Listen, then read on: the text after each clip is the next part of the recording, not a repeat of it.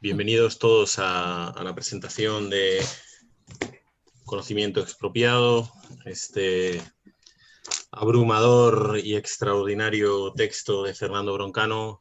Soy Tomás Rodríguez, de Ediciones Acal. Voy a ser muy breve porque aquí hay gente muy importante a la que escuchar, de la que se puede aprender mucho. Yo voy a ser el primero que aprenda, ¿no? Lo primero en toda presentación es la parte de los agradecimientos y debe comenzar por el espacio que nos aloja, ¿no? Que nos cobija, ¿no? La red APLI de Filosofía Aplicada. Antes dábamos agradecimientos a espacios físicos. En este año damos agradecimientos a espacios virtuales. Es una nueva fórmula que tiene, debo decirlo, numerosas cosas a su favor desde que las hacemos. Numerosas. Es mucho más inclusiva y permite una participación más abierta de lo que yo nunca hubiera supuesto, ¿no? Así que para cuando esto pase, pues esperemos que sea un modelo que se quede y que conviva con el de presentaciones físicas en, a ser posible, librerías, que es el espacio donde necesitamos que vayáis a adquirir este libro, ¿no? Así que vaya mi agradecimiento por la red APLI en Filosofía.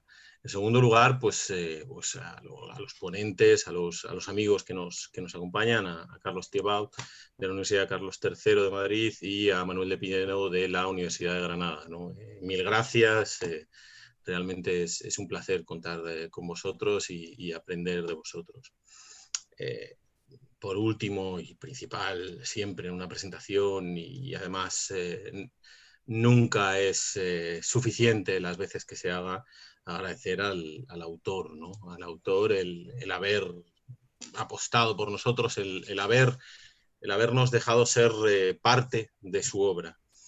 Y esto en el caso de Fernando no es gratuito, ¿no? Quiero decir, Fernando es uno de esos autores que hacen ensayos, hacen estudios, pero también hay una mirada de largo recorrido, ¿no? Hay una mirada de conjunto, hay un corpus, lo hay, ¿no? En este caso es objetivo, ¿no?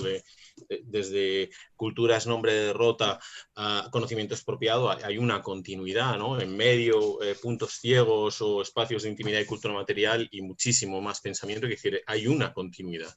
Hay una reflexión que va ganando en profundidad, que va ganando en materiales y que va además añadiendo un extraordinario número de textos, de documentación. Es una continua invitación a abrir el espacio a nuevas lecturas, a nuevas reflexiones, a visitar espacios que realmente yo particularmente no había visitado, ¿no? Y que lo que tenemos que intentar es que el lector se sienta invitado primero a asomarse a este tipo de libros y en segundo lugar a utilizarlos como puente para otros, ¿no? Yo, Fernando, ya te lo dije, es decir, estoy entusiasmado con tu libro, estoy encantado de formar parte de esto, de que ACAL forme parte de este proyecto largo que desde luego te invito a continuar, porque en cada nuevo texto yo aprendo una barbaridad y creo que todos los lectores lo hacemos, así que en ese sentido, mil gracias. Yo creo que lo que hace Fernando tiene un poco que ver con lo que nosotros quisimos hacer en infinita menor medida y desde luego con infinita menos reflexión, ¿no? Cuando fundamos la colección Pensamiento Crítico. Hace 15 años, realmente es bastante tiempo, pero en realidad parece que fue ayer, en este país pensar sobre según qué cosas, por lo menos desde una editorial comercial, era una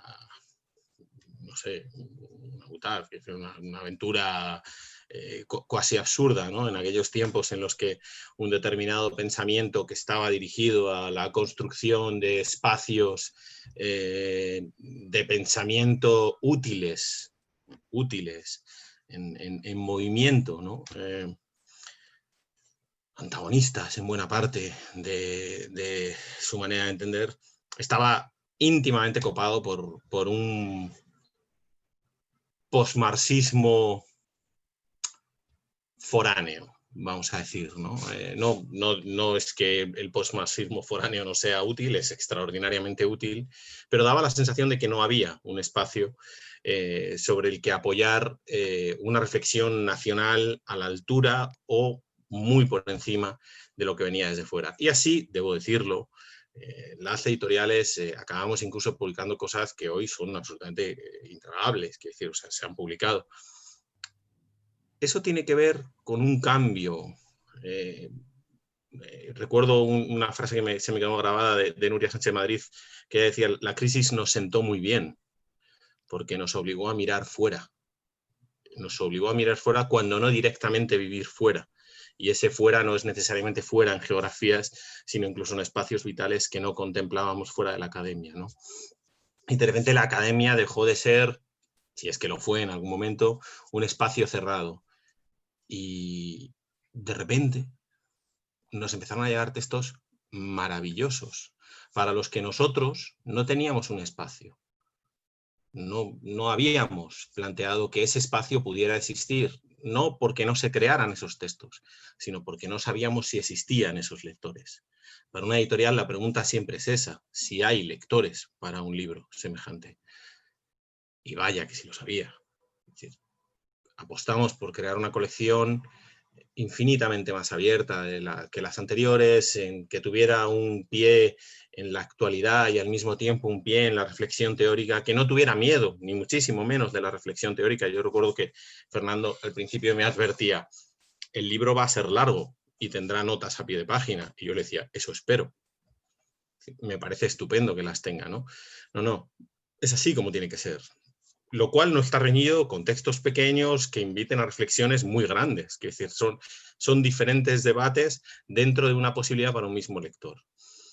Bueno, pues iniciamos la colección hace, pues sí, más o menos 11 años, 12 años, y hoy es una colección que llega casi a 100 números y que no deja de absorber nuevas posibilidades, ¿no? O sea que lo que Fernando pretende, que es abrir un extraordinario mundo de lecturas, de reflexiones, de espacios sobre los que pensar, esa cosa de Fernando que acaba de pasar incluso en el previo de esta presentación, de un libro que no conocíamos, que yo desde luego no conocía, es: oye, este libro lo han sacado, fantástico, vamos a mirarlo. Eso es lo que hace maravillosamente Fernando, y lo hila en una narrativa crítica extraordinaria para comprender la actualidad, porque Fernando hace una epistemología muy viva, ¿no? Hace una epistemología en uso continuo. Bueno, yo solo quería decir esto, que mil gracias, mil gracias, Fernando, por la obra, mil gracias a todos por estar aquí. Yo me callo y que la presentación sirva para lo que tiene que servir una presentación, que es invitar a la lectura del libro, de este y de todos los que vengan. Así que gracias y adelante. Al lío. Me parece que ahora pasábamos a Carlos. Decididamente no habíamos planificado nada para dejar muy abierta la presentación, entonces todavía no habíamos decidido hace 3 minutos cómo empezar, pero yo invitaría a que empezarais o Carlos o Manolo y luego ya diría yo algunas cosas más, pero no querría yo ocupar más espacio. No sé, Carlos, por edad. Sí, encantado. Bueno, yo gracias, ¿no? Gracias por la invitación. El libro lo hubiera leído en cualquier caso, pero lo he leído con especial pasión y además por un motivo que diré, porque comparto con Fernando una incomodidad disciplinaria, voy a llamarlo así, ¿no? Y él desde su lado y yo desde el mío, y eso pues nos unifica o nos pone juntos mirando en cierto sentido las mismas cosas, ¿no? Bueno, y agradeceros que me permitáis formar parte de vuestra comunidad de epistemólogos o de epistemología, etcétera, ¿no? Pero como la posición de Fernando es voluntariamente heterodoxa, pues me uno en su heterodoxia a la manera de comprender el trabajo de la epistemología, él dirá que es profundamente ortodoxa, para hablar, como digo, de lo que es la cosa misma, que es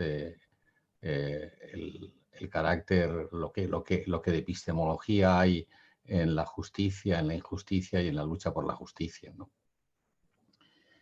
El libro es un trabajo colosal. Es verdad lo que decía Tomás, de que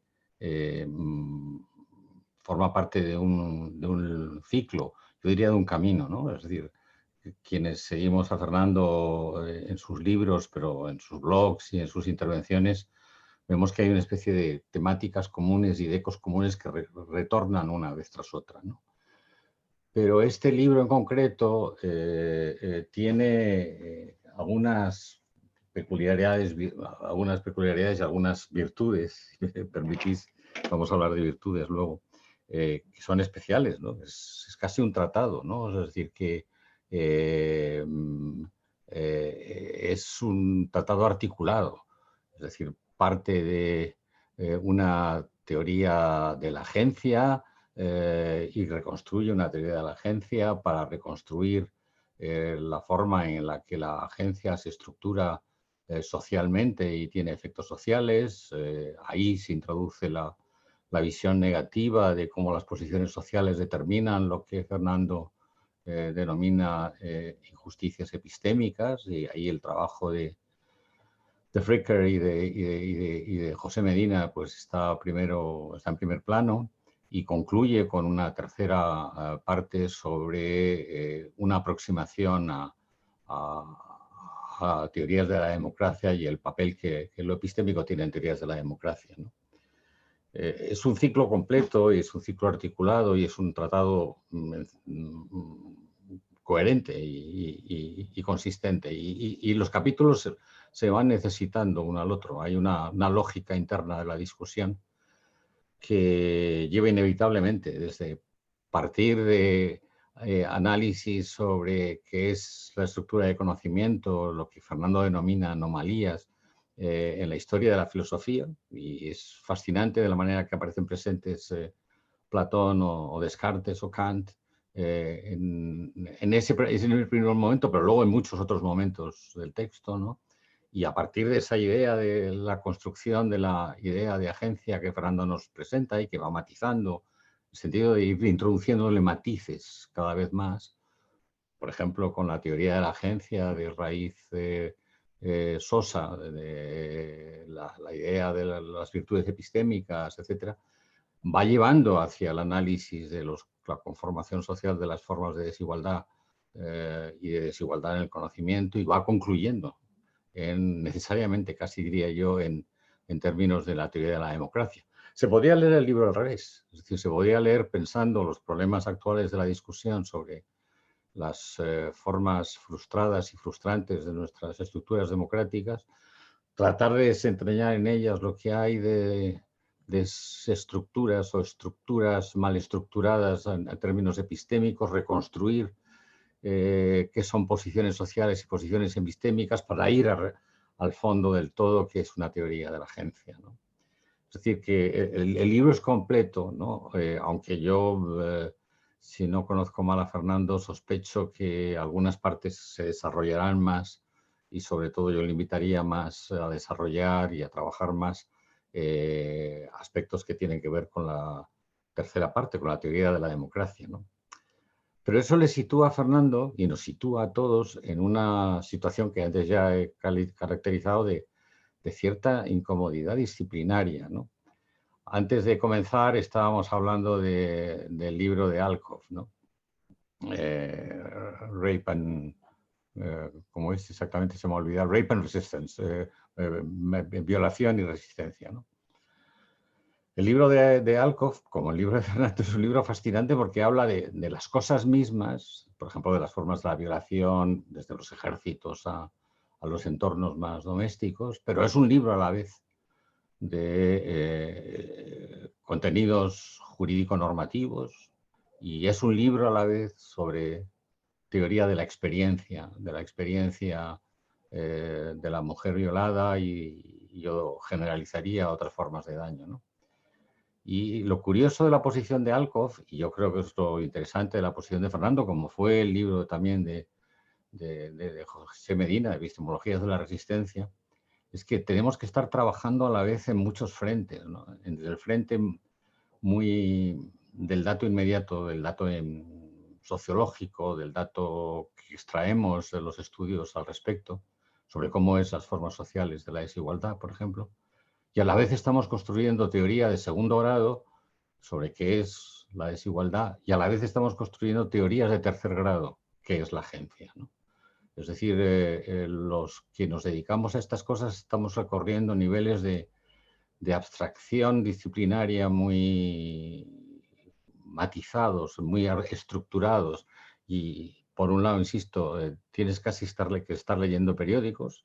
Fernando cita muchas realidades sociales que podemos constatar en la prensa diaria, en estudios sobre la situación social de nuestro país o de Europa o del mundo, y tenemos que estar en ello, pero a la vez tenemos que estar construyendo teorías adecuadas, si se puede decir así, para poder dar cuenta de esto que estamos intentando estudiar, ¿no? Algo así tiene que ser el pensamiento crítico del que hacía referencia Tomás, ¿no? Pero esto nos ubica de una manera muy rara en nuestras propias disciplinas. Yo desde el principio, desde las primeras páginas, no pude dejar de percibir en Fernando algo que percibo en mí mismo, perteneciente a disciplinas distintas. No soy de vuestro, comillas, gremio, ¿no? Y es el justificar ante la propia disciplina que uno está haciendo este camino nuevo.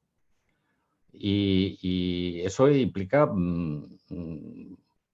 no poner las cosas fáciles a la vieja disciplina y a uno mismo en la construcción de este nuevo territorio, ¿no? Yo tengo otras incomodidades disciplinarias. Yo, que me he dedicado más al pensamiento normativo, moral o político, me paso todo el rato pensando en mis, comillas, colegas o en sitios de donde vengo, cómo tenemos que introducir nuevas perspectivas y reformular el mismo carácter de la teoría que estamos haciendo, ¿no? La incomodidad disciplinaria es parte de la fricción epistémica que dice José Medina, ¿no? Es decir, es que estamos peleándonos no solo con la gran tradición, sino con la tradición más inmediata. Y no lo hacemos en este caso, en el contexto académico o investigador, o como queráis denominarlo, en el que estamos, solo, también lo hacemos en la vida misma, pero lo hacemos también en este contexto disciplinario, ¿no?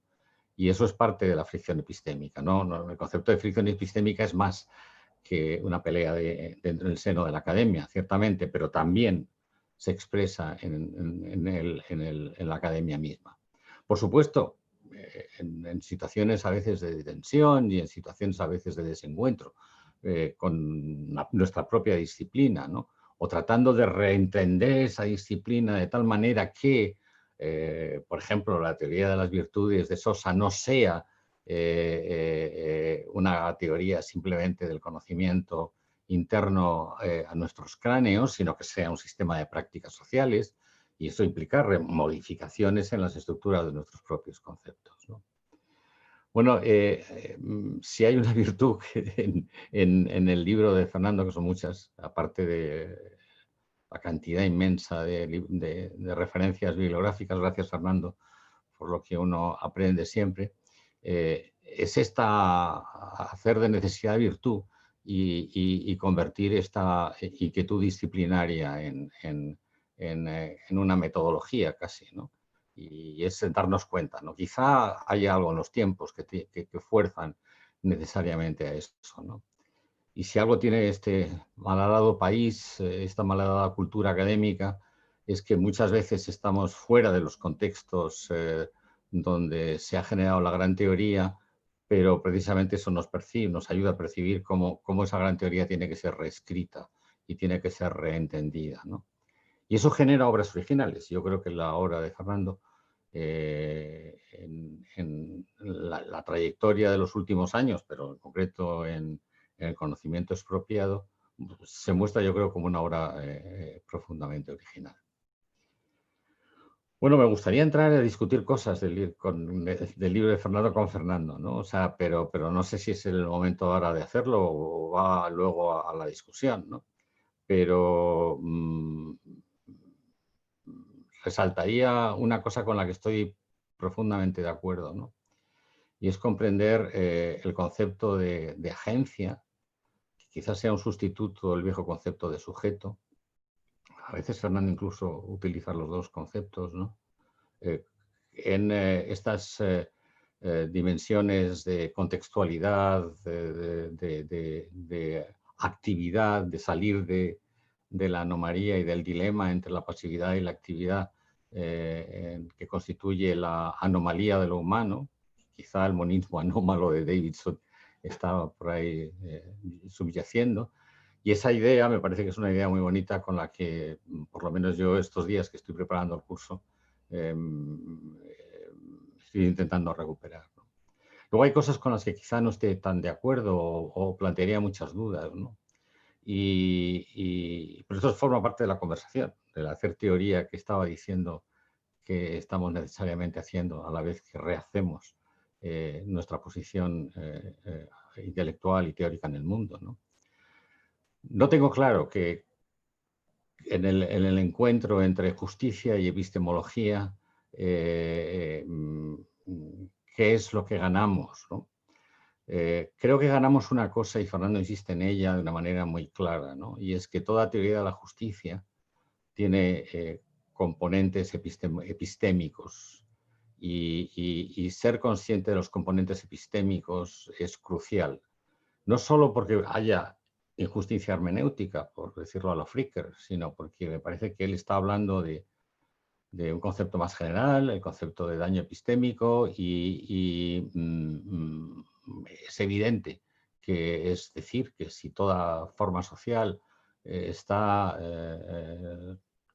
infraestructuralmente tejida por estructuras epistémicas, lógicamente las teorías de la desigualdad y las teorías normativas que se enfrentan a ella tiene que estar igualmente tejida por componentes de carácter epistémico. Bueno, eso es ponernos en el centro de la vieja teoría política, es decir, la justicia es la virtud suprema según Aristóteles, pero al mismo tiempo nos decía que no podemos pensar la justicia sin racionalidad práctica, sin frónesis, ¿no? Entonces, la cuestión es, ¿se trata de hacer más potentes las teorías de la justicia que tenemos, las que tengamos? Rawls, Sen aparecen en varios momentos, ¿no? ¿Y qué ganamos al introducir los componentes de carácter epistémico?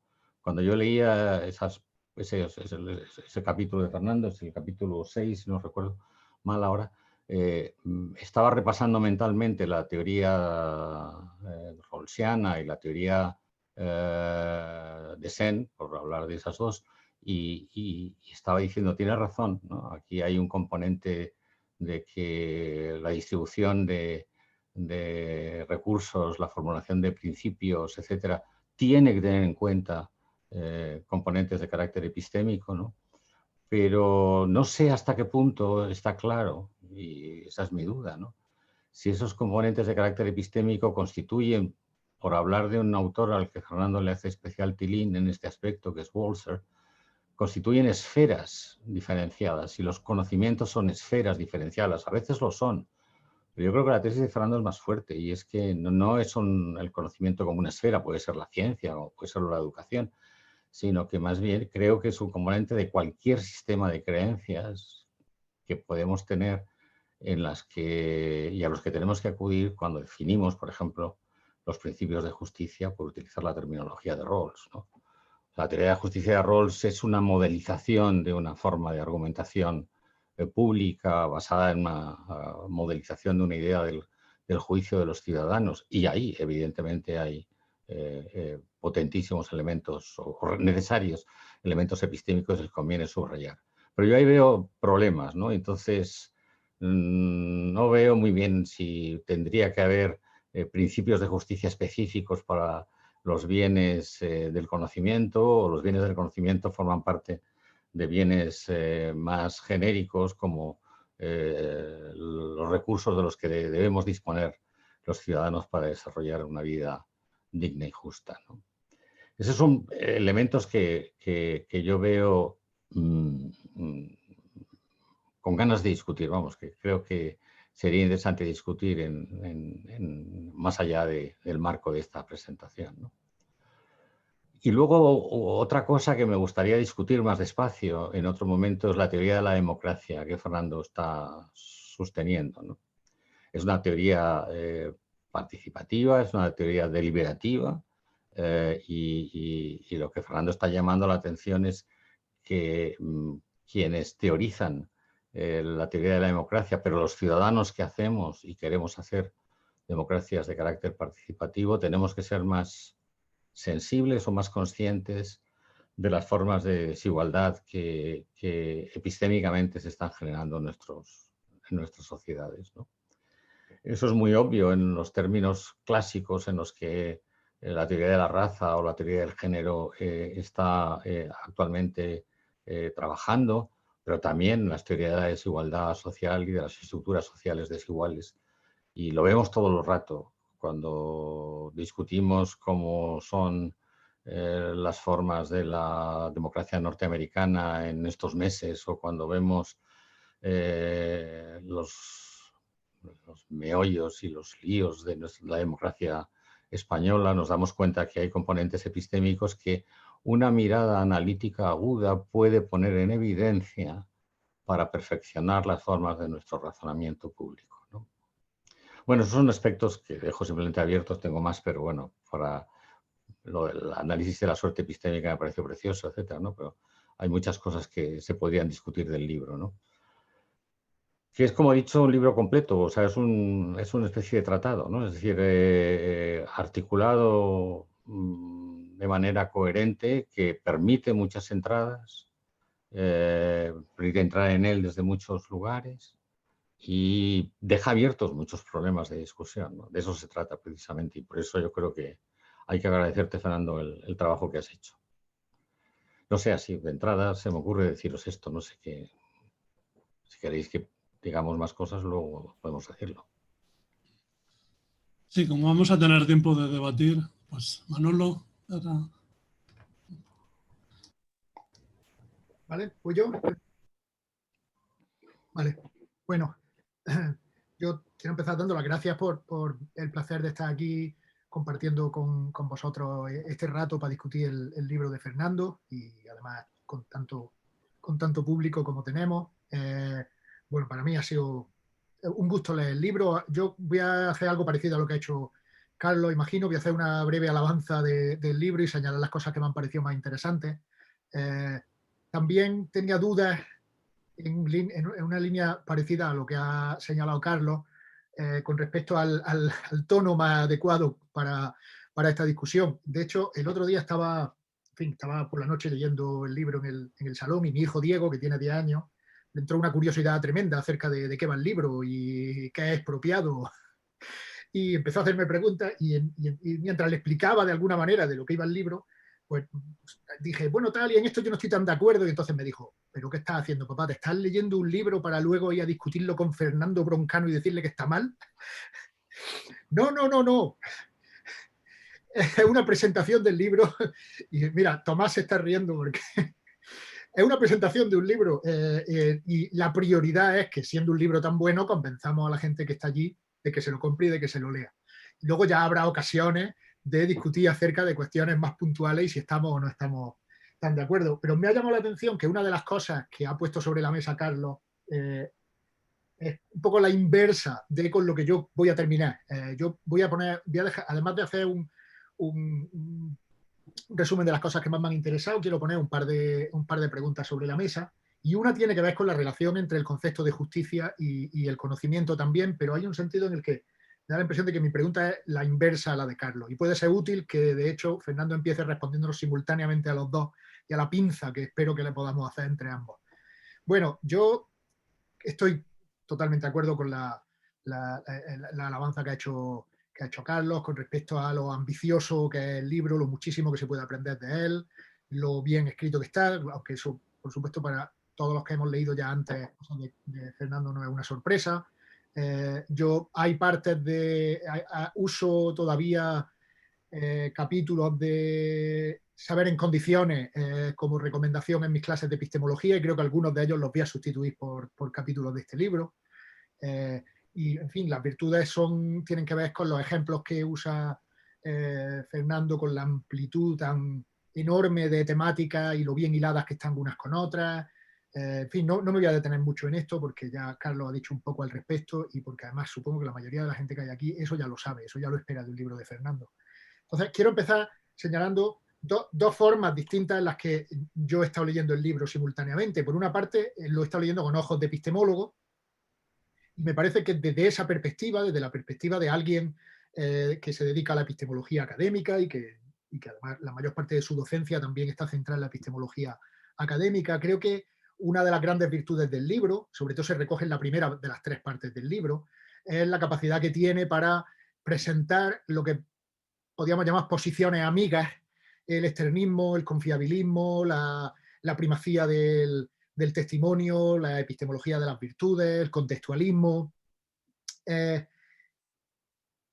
Presentar versiones de esas posiciones que hagan justicia a las exigencias que podríamos llamar exigencias ilustradas del conocimiento, a que haya dentro de la dependencia epistémica haya autonomía, que en el testimonio no haya meramente un emisor y un receptor, sino que el centro de nuestra concepción del testimonio esté en la relación entre quienes emiten y quienes reciben, la presentación de formas de contextualismo que no tienen el yugo de la obsesión con los principios, con los cánones o con los estándares,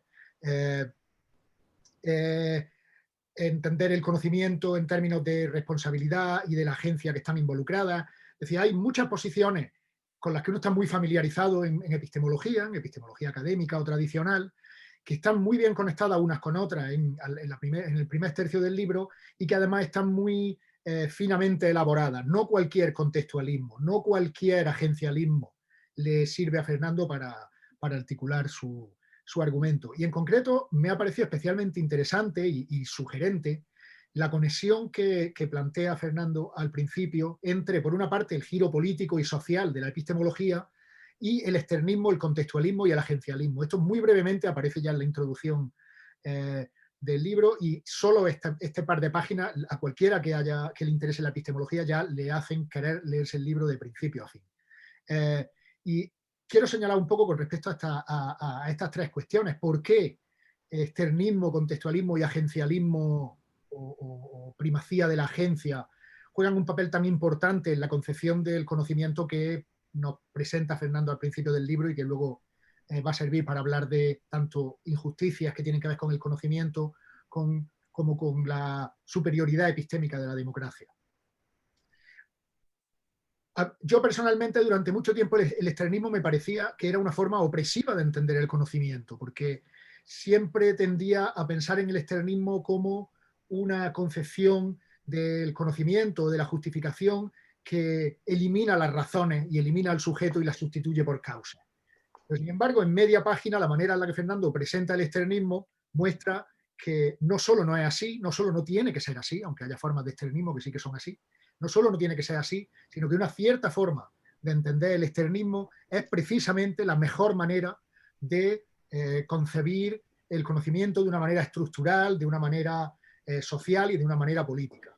Algo similar pasa con el contextualismo, que de manera un poco sorprendente se presenta en relación directamente con Wittgenstein y se hace y con cuestiones que tienen que ver con la normatividad. Y Fernando lo hace de una manera que a mí inmediatamente me trajo a la cabeza la diferencia entre el contextualismo de David Lewis y otras formas de contextualismo. Y creo además que lo que Fernando pone en boca de Wittgenstein o conecta con ideas de Wittgenstein, creo que se puede conectar muy bien también con la propuesta contextualista de David Lewis. Y ya he señalado antes un poco la cuestión del contextualismo sin estándares o sin cánones. Esta idea de que en lugar de tener nuestro foco en la justificación o en los estándares, como otras formas de contextualismo, el foco está en posibilidades.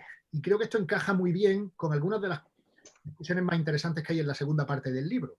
Por ejemplo, a mí siempre me ha parecido muy iluminador pensar en esta atención a las posibilidades, que es la manera en la que David Lewis presenta su propuesta contextualista en epistemología, en relación, por ejemplo, a entender la acción de Rosa Parks de negarse a sentarse en la parte de detrás del autobús.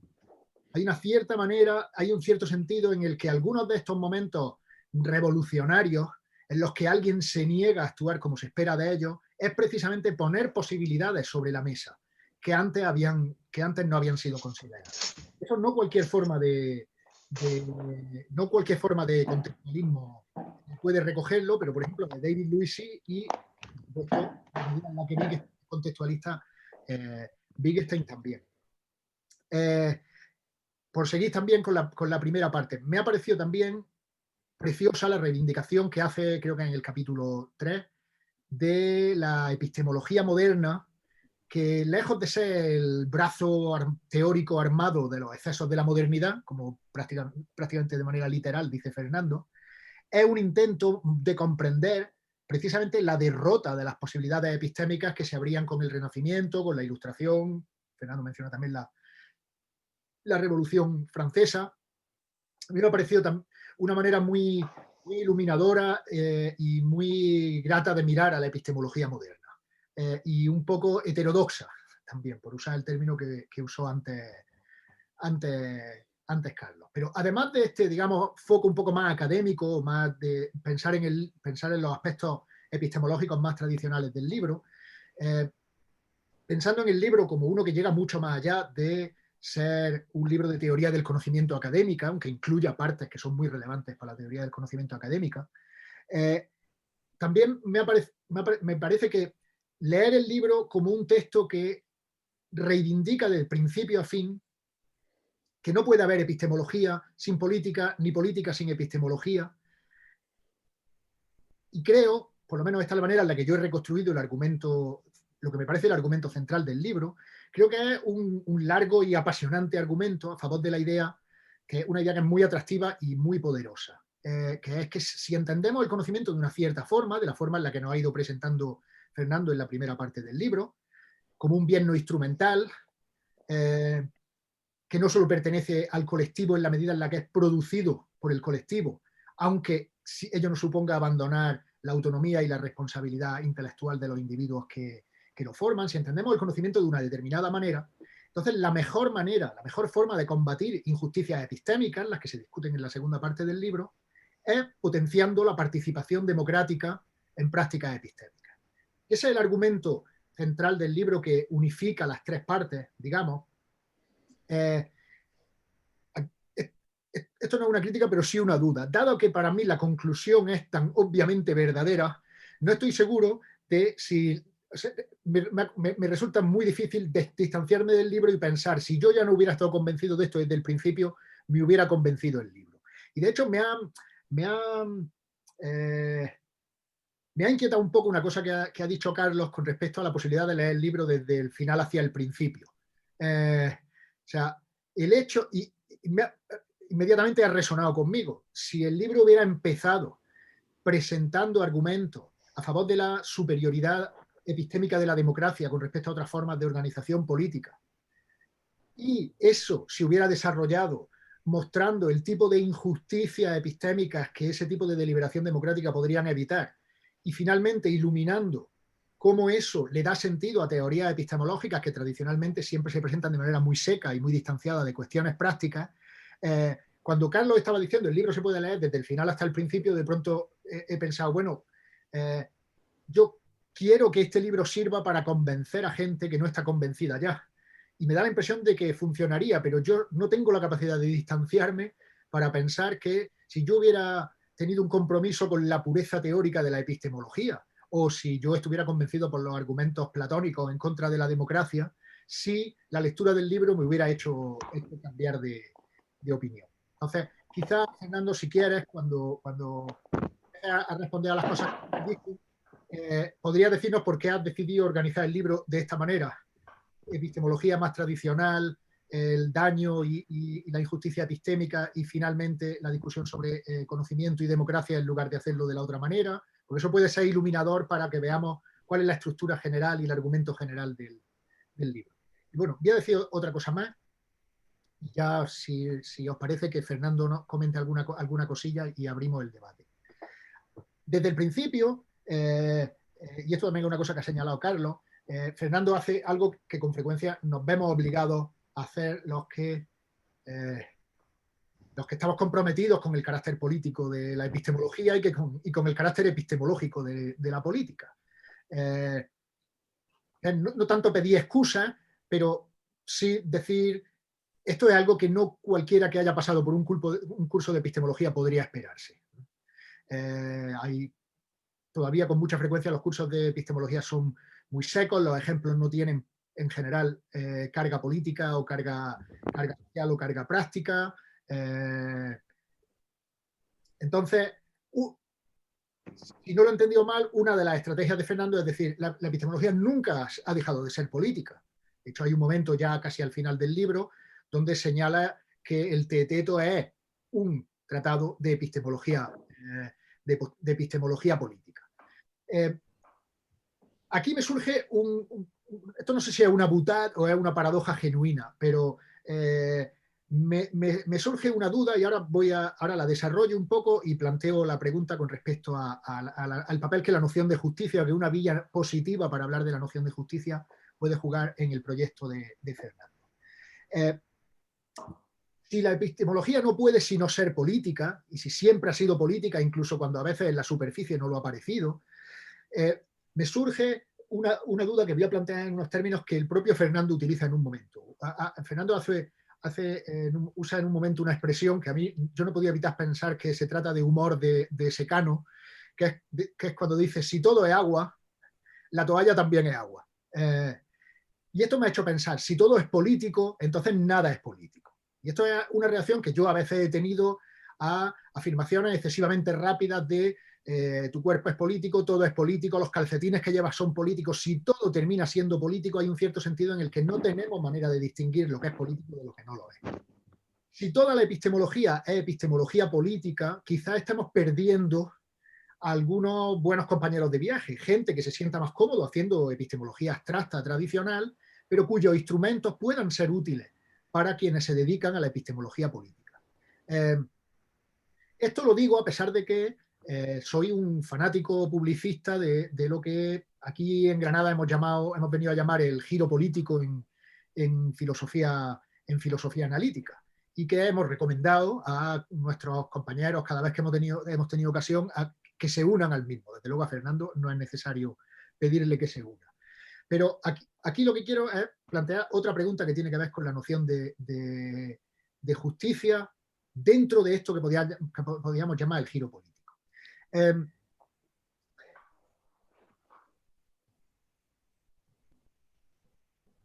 Si la idea es que lo que caracteriza el que la epistemología sea centralmente política es que juzgamos ideas o teorías epistemológicas en función de la capacidad que tienen para ayudarnos a generalizar a partir de casos de injusticia que hemos percibido al margen de nuestros compromisos políticos. Tenemos capacidad de percibir casos de injusticia en la sociedad y juzgamos la calidad de nuestras teorías filosóficas, sean epistemológicas, sean filosofía del lenguaje, sean cualquier otro campo de la filosofía, juzgamos nuestras teorías en función de lo bien que nos permiten generalizar a partir de esas percepciones, detectar formas de injusticia que antes permanecían invisibles, la cuestión de la injusticia hermenéutica, de la injusticia testimonial o en general de la injusticia epistémica, creo que es un ejemplo maravilloso de esto. Hay un cierto sentido en el que parte de este giro involucra lo que Fernando ha llamado en algún momento del libro y en alguna charla que le hemos oído recientemente, una vía negativa con respecto a la noción de justicia. En lugar de centrarnos en el ideal de justicia y en analizar el concepto de justicia y entender la injusticia como mera carencia de la justicia, lo que hacemos es prestar atención a casos concretos de injusticia, que con frecuencia puede que no tengan una gran cantidad de cosas en común con otros casos de injusticia, que meramente pensando que la injusticia es carencia de justicia, algunos de esos casos de injusticia podrían pasarnos desapercibidos. Este es un movimiento que se puede ver en, bueno, algunas de las autoras que cita Fernando son, por ejemplo, Sklar o la misma Miranda Fricker, pensar en la injusticia no ya como mera ausencia de justicia, o más cerca de nosotros, y también citado en el libro, el trabajo de Carlos sobre el daño. Pero Fernando menciona en algún momento en el libro y también en alguna charla reciente que tiene mucho que ver con los contenidos del libro, ha insistido en que una vez que hemos hecho, digamos, una vez que hemos explorado esta vía negativa, todavía tiene cabida que volvamos a reflexionar sobre el concepto de justicia.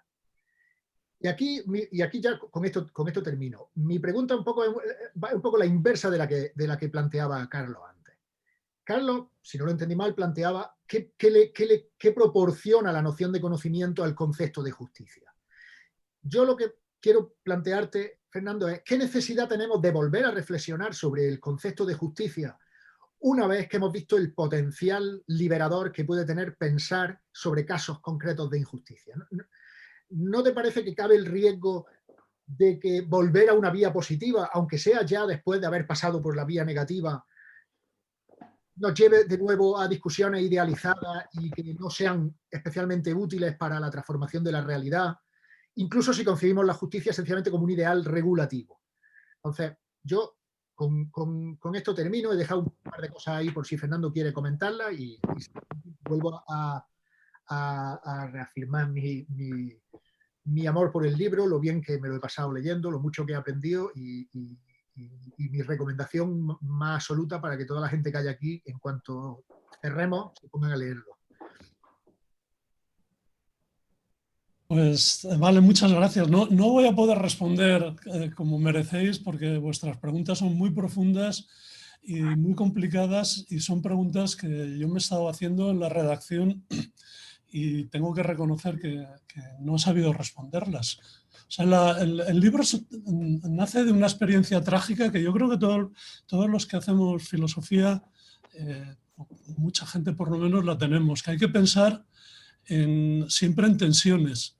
Y yo quizás la tensión que siempre me he imaginado alguien que hiciera filosofía con una mirada larga histórica es, imaginad que fuéramos un ciudadano de los 500 que tuvieron que juzgar a Sócrates. ¿Hubierais votado a favor de que le condenaran o no? Esta tensión que se planteaba en aquel momento, este desgraciado Sócrates está proponiéndonos un tipo de sociedad dirigida por los más sabios, que está muy bien, pero tiene el peligro de que eso no es una democracia, eso es una dictadura. Por otra parte, tiene mucha razón en las críticas que se le hace a la democracia, que ha caído a veces en demagogia, pero tú en tu corazón, ¿qué hubieras votado?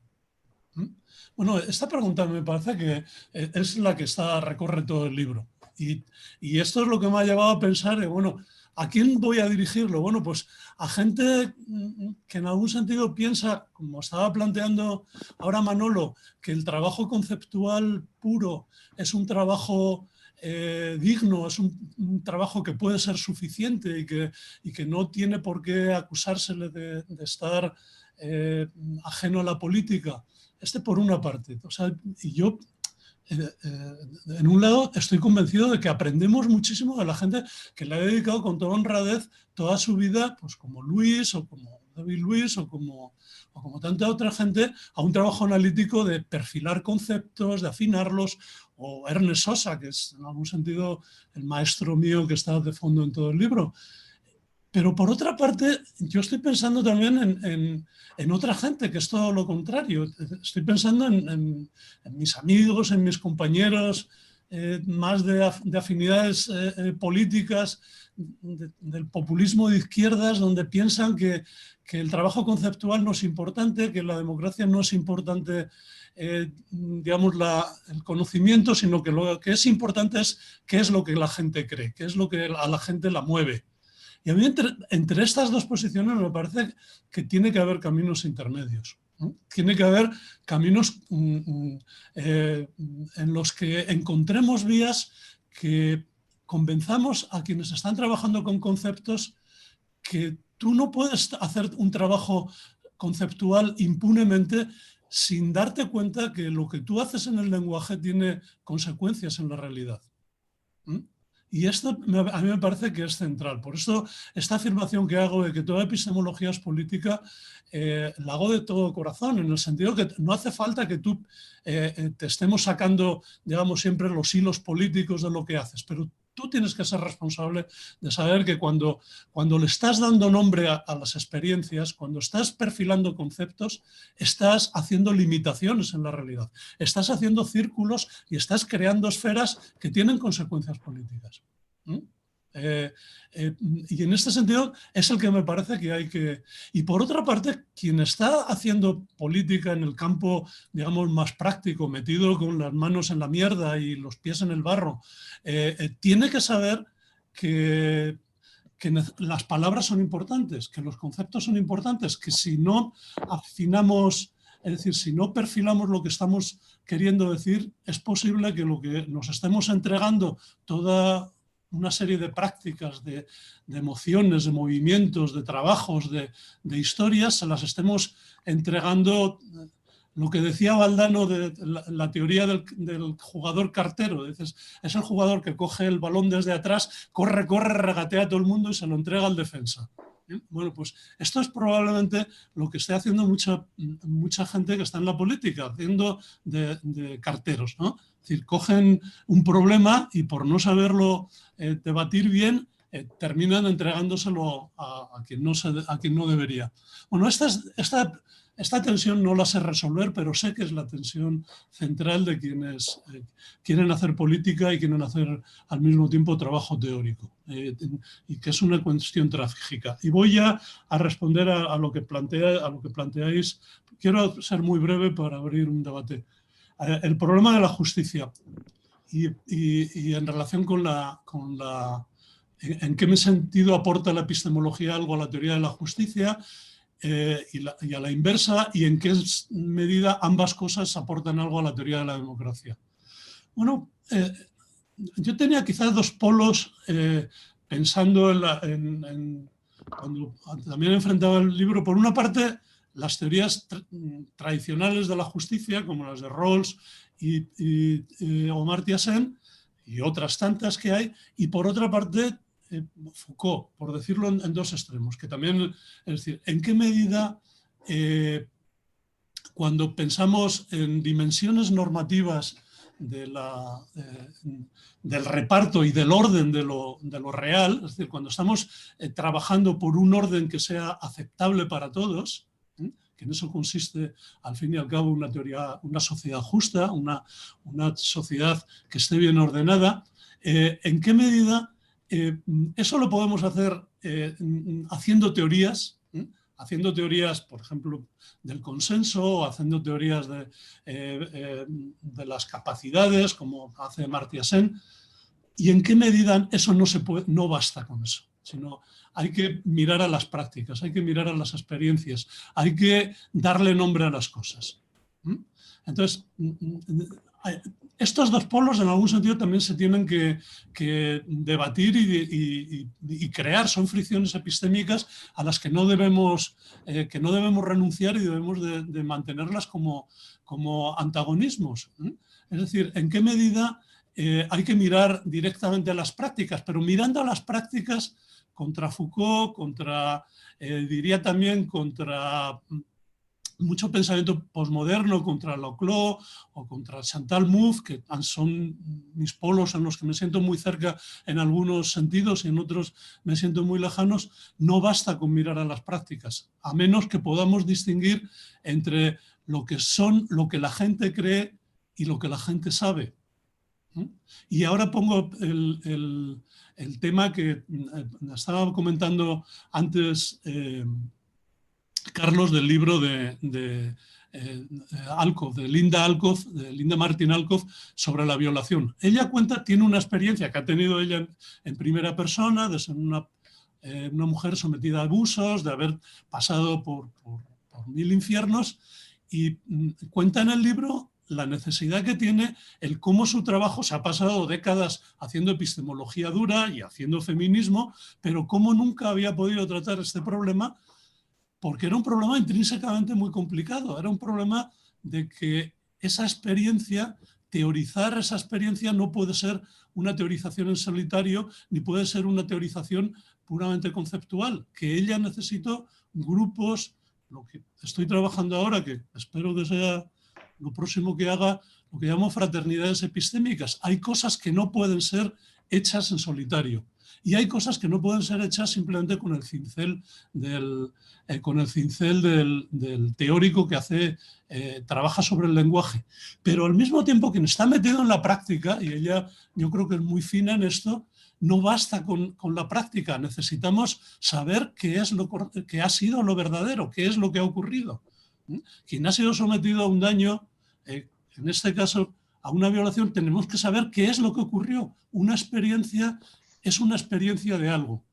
Estoy pensando, no puedo trabajar, no tengo experiencia de eso, sería además tomar la voz de otra gente que no quiero hacerlo. Pero en el caso, por ejemplo, de la opresión laboral, ¿qué cantidad de cosas no sabemos ahora, no podemos teorizar simplemente porque hemos construido una sociedad que produce ignorancia sistemática sobre lo que nos pasa? Estoy pensando, por ejemplo, en cómo la destrucción de todo el trabajo sindical, el que los sindicatos se hayan convertido en puros estructuras legales o estructuras institucionales, o que los partidos se hayan convertido también en gente profesional. Hemos perdido la capacidad de conectar con la experiencia diaria. Entonces, gente que está en el curro, como puede ser una becaria de 25, 26 años haciendo una tesis, dando clases, etcétera, con unas depresiones horribles, que sabe que está sufriendo y sabe que su compañero y su compañera de al lado le está pasando lo mismo y no saben darle nombre a lo que está ocurriendo. Ese sufrimiento no se convierte en experiencia, no le damos nombre porque no estamos haciendo trabajo conceptual sobre esas experiencias. Y porque quienes tendrían que hacerlo, que sería en parte la academia, en parte la política, en parte las instituciones sindicales, etcétera, no lo están haciendo. Se está perdiendo ahí una desconexión entre digamos, el entendimiento y la experiencia. Esa desconexión es trágica y esa desconexión es parte de lo que estaba intentando con el libro. Es decir, debemos de ser conscientes de que hay que tener dos pies en dos mundos que son tensos y que necesariamente no nos vamos a encontrar con fricciones y no fácilmente solubles. Pero si nos vamos a un lado y olvidamos el otro, estamos produciendo ignorancias sistémicas. Y si nos vamos a la pura inmersión en la práctica, estamos sometiéndonos posiblemente a cegueras que vienen de otra parte, que son cegueras conceptuales, malas conceptualizaciones. Esto es un poco, respondería un poco a las preguntas pero a las preguntas que decía Manolo. En lo que respecta a la justicia y la epistemología, por ahí irían en el camino. Es decir, necesitamos teorías encarnadas de la justicia. Cuando lees a Rawls, incluso cuando lees a Amartya Sen, que trata de hacerlo mucho más cercano a la vida real y a lo que está ocurriendo pues, en Nueva Delhi o en Bangladesh, ves que ahí se le escapan formas de desigualdad que son tremendas y que tienen que ver con esto que ahora por fin se empieza, lo está haciendo César Rendueles y lo estamos haciendo mucha gente, criticar a la teoría de la igualdad de oportunidades. No hay igualdad de oportunidades y muchas veces teorizar mal sobre la justicia es reproducir la injusticia sistemáticamente. Es reproducirla porque una mala conceptualización lo que puede hacernos es olvidar en las zonas, en lo que cae fuera de la teorización, una cantidad de experiencias que son muy importantes. Vuelvo otra vez al trabajo que ha hecho Linda Alcoff, por ejemplo, con la gente bien intencionada que quiere plantear leyes contra la violación y plantea el consentimiento como una obligación legal. Bueno, dice Linda Alcoff, dice el consentimiento... Dice, claro, el consentimiento no es ciego a la cantidad de veces que mujeres que consienten porque están obligadas, porque no tienen otra forma, porque consienten para evitar más violencia o consienten porque no tienen otro remedio, porque no tienen trabajo y porque el consentimiento a veces no es necesario y a veces no es suficiente. Si por bien por ser bien intencionados, estamos planteando conceptos fríos, conceptos, líneas conceptuales que nos parecen perfectas, es posible que si no tenemos un contacto con la experiencia real, estemos produciendo nosotros mismos ignorancias e injusticias. De ahí la vía negativa, ¿por qué es tan central? El por qué el protestar, el por qué desarrollar la atención a la gente protestona, ¿por qué es tan central? Porque ahí es donde están la gente, ahí están todo lo que se sale de los límites. Y ahora ya, y con esto acabo, ¿por qué eso no basta? Bueno, pues por algo que es una tragedia que le pasa también que Marx la vivía muy cerca y nunca la resolvió, que era qué hacer con la utopía, no como representación del futuro, sino como impulso a abrir nuevas posibilidades. Es decir, la crítica de lo que ha ocurrido, sin el impulso de que es necesario abrir posibilidades que ya están pero no las queremos ver, puede ser que sea vacío, es decir, puede ser que también estemos produciendo cegueras sistemáticas. Marx prohibió la utopía toda su vida, es decir, todo su trabajo, el más duro, desde que empieza la contribución a la crítica a la economía política hasta que termina El Capital, se está prohibiendo a sí mismo el pensar utópicamente, hasta que ocurre la Comuna de París. Y entonces despierta, dice, ¿veis? Dice, eso es lo que yo creo que tendría que ser. Bueno, esa tensión es una tensión que a mí me parece que también es una tensión no soluble, pero es una tensión, si no la habitamos en ella, estamos perdiendo también capacidades. Es decir, si no pensamos en términos de capacidades como disponibilidades a crear posibilidades que están presentes ya, si simplemente estamos explorando el mundo desde el punto de vista de la reacción, desde el punto de vista del rencor, desde el punto de vista de la exigencia de derechos y no de la creación de posibilidades, estamos, yo creo, también perdiendo la otra parte. Esta sería un poco lo que está en el trasfondo del libro y desde luego no lo he resuelto. O sea, que habéis captado muy bien tensiones que hay que yo no soy capaz de resolverlas porque me parece que habitamos en ellas, ¿no? Y bueno, yo no diría más. O sea, llevamos en una hora, yo abriría un poco, si queréis responder, pero pediría a tanta gente tan lista que tenemos aquí que diera su opinión y... bueno, pero bueno, no sé qué queréis comentar. Me he ido un poco por los cerros de Úbeda, pero es que no tengo buenas respuestas a las preguntas que me habéis hecho.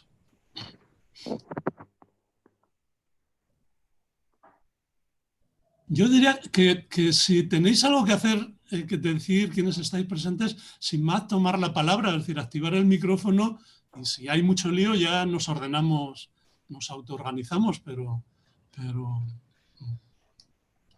quizá la palabra, ¿no? mientras se anima el público, podríamos decir algo. Carlos, ¿quieres tú comentar algo mientras anima a otra gente a intervenir? No, cuando estaba escuchando a Fernando estaba totalmente de su lado. O sea, si es que estamos ahí totalmente de su lado, ¿no?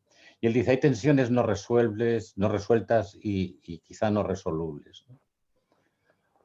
Bueno, de nuevo, fricciones epistémicas, es decir, que estamos en ello. Y lo interesante, pensaba, es que si introducimos aquí un vector temporal o un vector histórico, esas tensiones epistémicas se muestran mucho eso por lo que preguntaba Manolo, que es el carácter de la vía negativa, ¿no?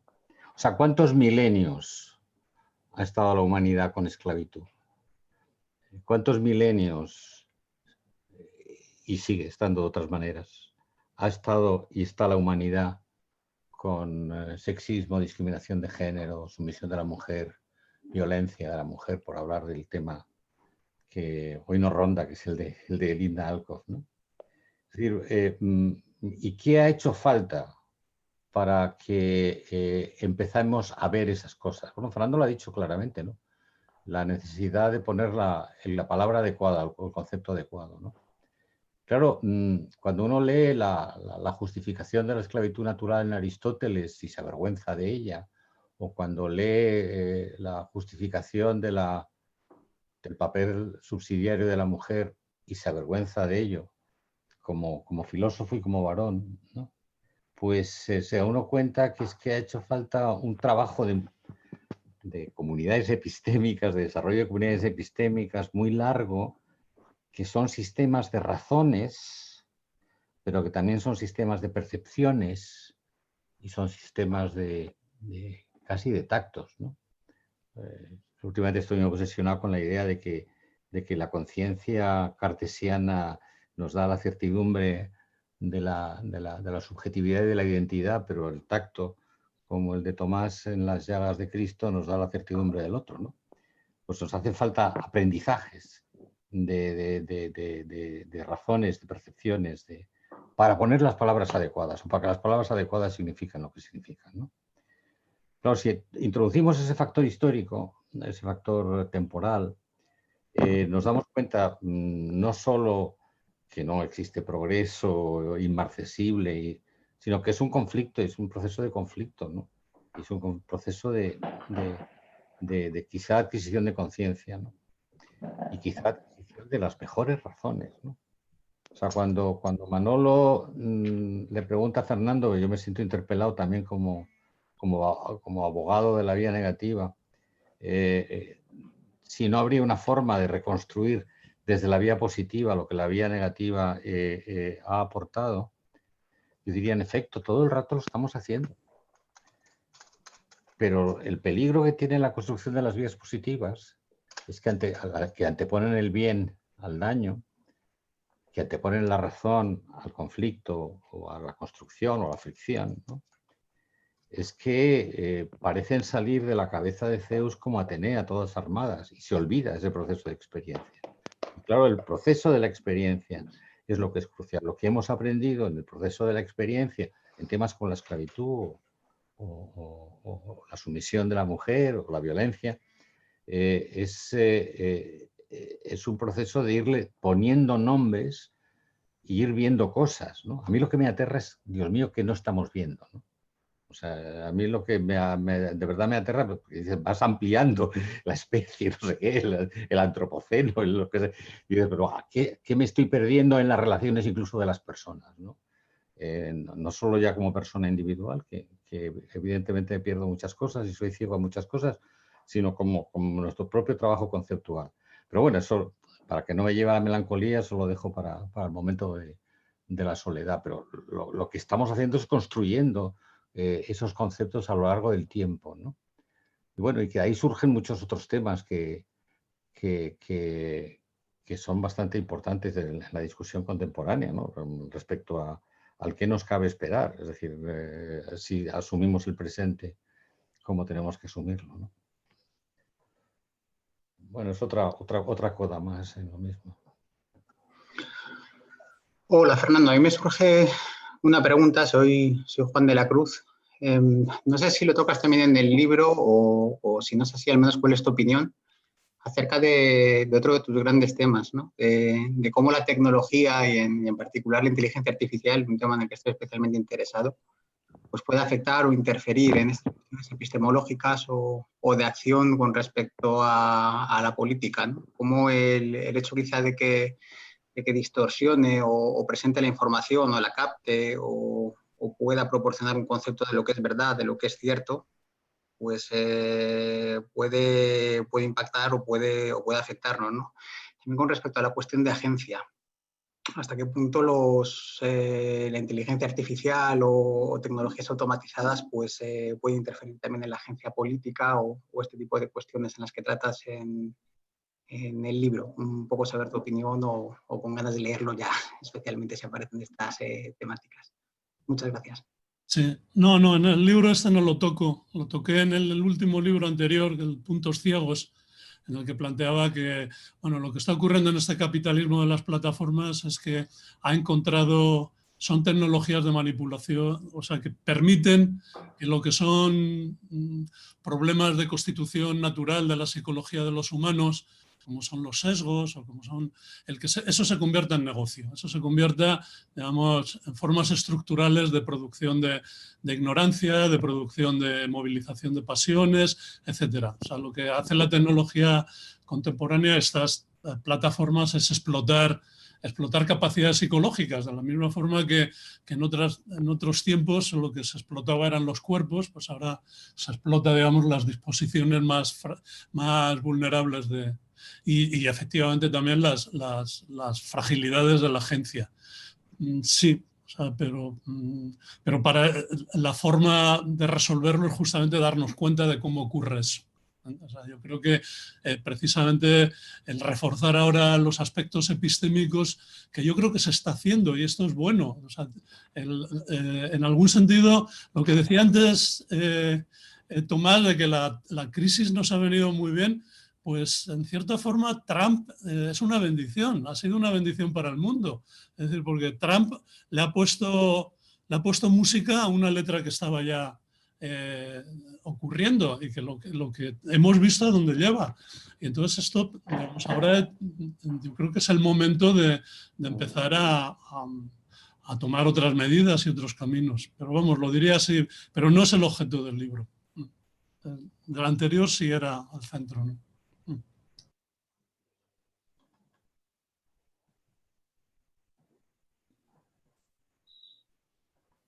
Hola. Alejandro. Sí. ¿Qué tal? Hola, hola Fernando, hola Carlos, hola a todos, a todas. Yo adquirí el libro apenas Amazon lo liberó, ¿sí? Y lo leí de inmediato. Yo te he venido siguiendo tus publicaciones en post, y el libro sobre racionalidad, acción y opacidad también me pareció fascinante, como este también. Y yo estaba tratando de acercar tus reflexiones, perdón, a lo que yo he trabajado. Bueno, pues mi aproximación creo que es semejante a la que Carlos proponía, de mirar el texto a la inversa desde la filosofía política, desde las concepciones de justicia, desde las concepciones de la democracia, y ver qué podíamos ganar desde aprendiendo de la epistemología, ¿no? Y yo en este momento estoy queriendo pensar el tema de la racionalidad pública desde el punto de vista de las prácticas sociales, o sea, con una aproximación directamente como más sociológica, más histórica a las prácticas sociales, pero para pensar una práctica muy particular que es el constitucionalismo, a lo que yo he dado en llamar el constitucionalismo reflexivo, ¿sí? Un poco rescatando y robándome una idea de Carlos, que él lo planteó también de manera inversa cuando en el texto de Vindicación del Ciudadano, un sujeto reflexivo en una sociedad compleja. Entonces, ¿cómo debería ser una constitución reflexiva para también sociedades complejas? Y tu texto me abrió un montón de sugerencias. Y yo lo que estaba pensando un poco es que estas tensiones que tú ves, y en términos de capacidades y posibilidades, no debería hacernos sentir incómodos. Me parece que si nos damos cuenta de ellas en un sentido diacrónico, histórico, veremos que ese es el logro. En lugar de pensar en logros como epocales, o sea, de aquello que podemos ver como, a mí también me aterra pensar lo que decía Carlos hace un minuto, lo que no vemos hoy, ¿sí? ¿Qué injusticias estoy acometiendo yo en este momento o sea, en lugar de sentirnos angustiados ante esta incertidumbre, ante esta falta de conocimiento, pensar en que aprendemos y que hay la disposición como actitud en las personas particulares, pero en las instituciones también. O sea, que hay constituciones más abiertas y constituciones más cerradas, con independencia de sus logros circunstanciales. Y en ese sentido, si vemos la funcionalidad práctica de las constituciones con esta mirada, sabremos qué es lo que hay que mover. No importa si ajustemos todo simultáneamente. O sea, podremos tener una constitución más abierta y no cerrada. Entonces, desde el punto, cuando se nota la dimensión epistémica de las prácticas, ¿sí? Entonces podemos pensar en las instituciones como estos objetos no totalmente cerrados que nuestro constitucionalismo liberal y republicano parece que ve. O sea, como que no podemos aprender nada de otras miradas, ¿sí? De otras tradiciones, de otras culturas, de otros puntos de vista, de otras regiones del mundo, del planeta, ¿no? La mirada decolonial, la mirada de la raza, la mirada del género, etc. Entonces, nada más digo, el comentario no es una pregunta en realidad. Quizás un poco que no terminar con o sea, creo que es una mirada muy optimista la tuya también. Me parece que es sumamente enriquecedora. Es en realidad un tratado, es impresionante lo que logras y pues quería felicitarte. Pero yo digo, esa mirada inversa creo que resulta sumamente provechosa. Me parece que es un déficit de quienes hacemos a veces teoría política o teoría jurídica que no vemos y entonces ganamos mucho. Y yo te quería agradecerte por darnos esa oportunidad de repensar estos problemas, Fernando. Sí, Carlos y tú estáis de uno de los polos, del lado más rawlsiano, pero yo que vengo más bien del otro lado, del polo de la soberanía y del pensamiento instituyente y por tanto no del instituido. Pero yo creo que nos hemos ido acercando mucho, justamente porque la realidad nos va acercando. Yo tengo ahora una envidia de los chilenos, joder, que por fin han conseguido empezar a hacer una constitución y en España, que yo creo que es el momento ahora que empecemos a pensar en serio en cómo cambiar una constitución que hemos heredado y que vemos que ya nos encoge por todas partes. Justamente la pregunta que planteas es central. Es decir, tenemos que recoger en un orden que tenemos por el que tenemos que pelear todos, un orden que va a tener que ser tenso entre una sociedad que sea garantista de derechos, pero que al mismo tiempo respete la soberanía real de la gente real. Es decir, que el problema de la soberanía esté primero y que para eso hay que empezar a mirar a las experiencias y hay que empezar a mirar a la realidad básica de lo que llamamos el pueblo.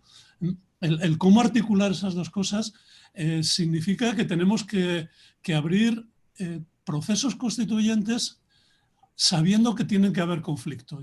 A mí me parece que el error básico de Rawls es poner el consenso como único horizonte cuando el antagonismo, la tensión son creativas. Es decir, convertir el antagonismo, la tensión en zonas de explorar las reclamaciones del otro, las posibilidades del otro, las capacidades del otro, lo que nos está diciendo, eso solo puede salir de un antagonismo, no puede salir. Y a mí me parece que en estos procesos constituyentes o instituyentes, efectivamente, tenemos la obligación de estar recordando siempre la distinción entre la fantasía y la realidad, entre la imaginación y la verdad, ¿no? Y ahí yo creo que no podemos renunciar a reivindicar el que las experiencias que queremos poner como sustrato de las reivindicaciones y los sustratos de los derechos tienen que ser experiencias de algo y que son daños reales, etcétera. Entonces, que estas dimensiones no las podemos olvidar en los conflictos de lo instituyente. Y claro, dicho así, pues me parece que es complicado, pero que no debemos de renunciar a ninguno de los polos, ¿no? Vamos, muy de acuerdo contigo, por lo demás. Ahí hay un lugar de encuentro entre las aproximaciones más castoriadianas de lo instituyente o agonistas, incluso, como a veces tú sostienes, ¿no? Y lo que nos has llamado los instituidos. Yo me siento incomodísimo con lo del instituido, pero bueno. Y es que las teorías de la justicia, yo no creo que sean consensualistas, sino que funcionan, y creo que hay una cercanía inmensa con la epistemología política tal como la presentas. Funcionan sobre un principio, y es que cuando discutimos qué es lo que debemos hacer, mejor, lo que debemos evitar en el ámbito de la posibilidad y lo que nos comprometemos a evitar, etcétera, lo hacemos aportando razones, pero también he dicho percepciones, etcétera, que el otro no puede negar. Y este es el principio de Scanlon, vamos, que está detrás de Rawls y toda esta gente, ¿no? Y la idea es que la construcción de conceptos que antes decías y la construcción de nombrar bien las cosas, por ejemplo, en la vía negativa, ¿no?, es tal que se hace imposible negar que la sumisión de la mujer o la violencia de género o la esclavitud es lo que sea, lesiva de la dignidad, o el concepto que empleemos, ¿no? A mí lesiva de la dignidad me parece que resume mucho, y el concepto de dignidad tú lo recuperas en términos también, ¿no?, de la autonomía, etcétera, ¿no?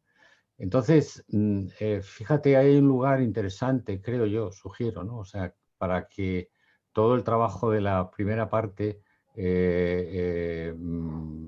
recoja lo que en la última parte se está precisamente apuntando, ¿no?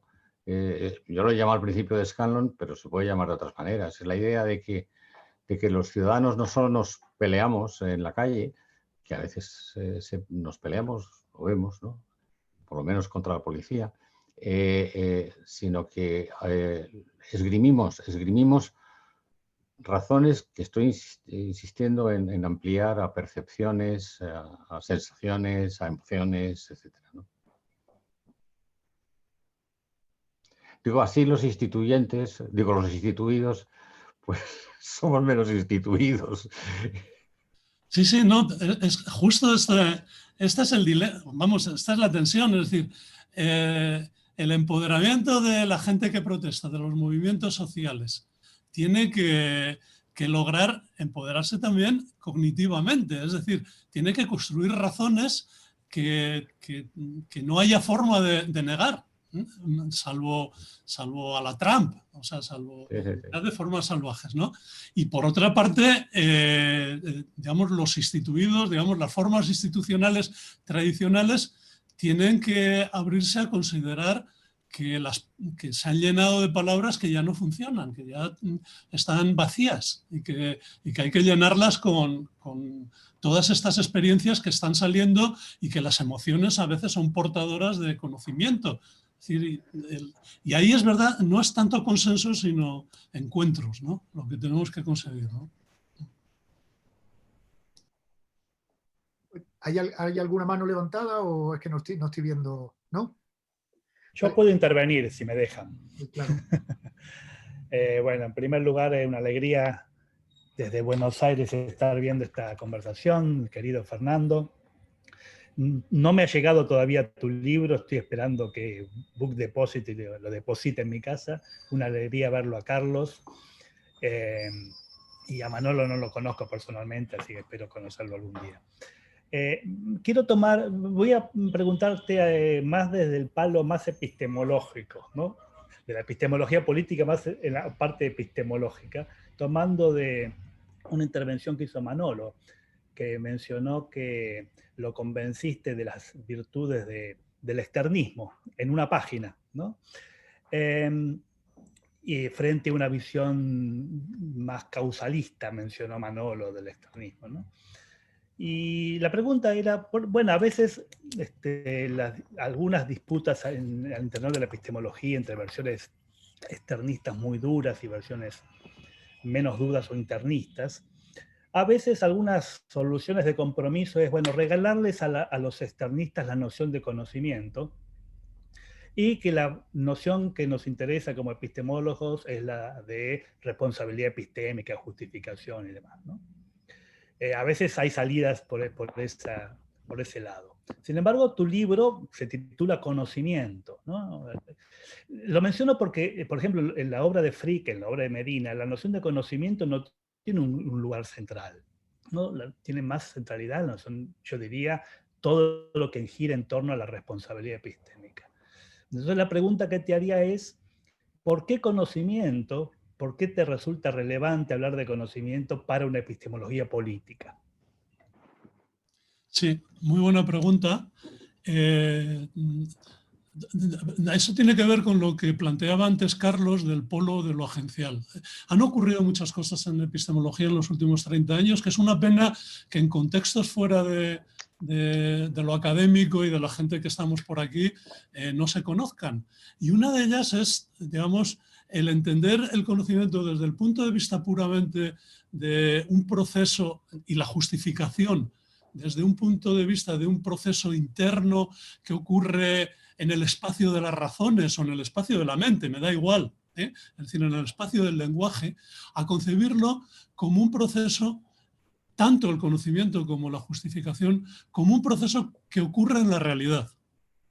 Es decir, que ocurre en el plano, cuando yo digo que conozco algo, estoy determinando una posibilidad. Esto es verdad. Esto que era posible es verdad.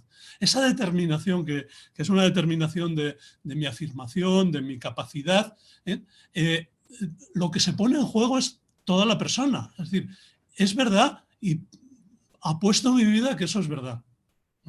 Es decir, es con todo lo que soy, con todo lo que puedo, con todas mis capacidades, te puedo decir que yo soy testigo de lo que me ha pasado.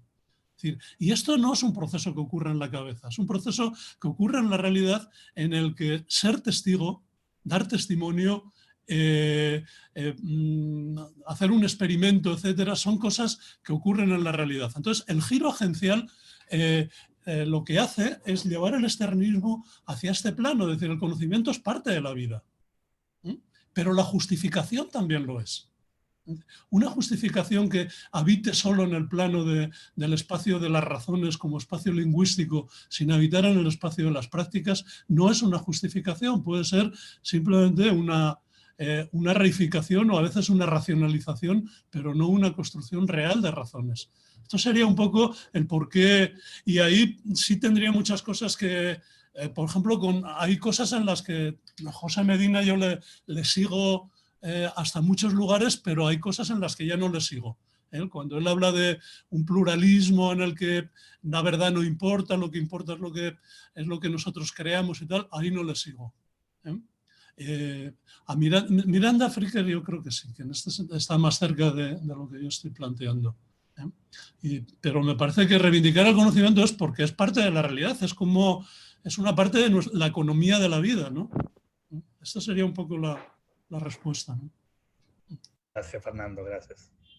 Fernando, han dejado una pregunta escrita. ¿Quieres mirar?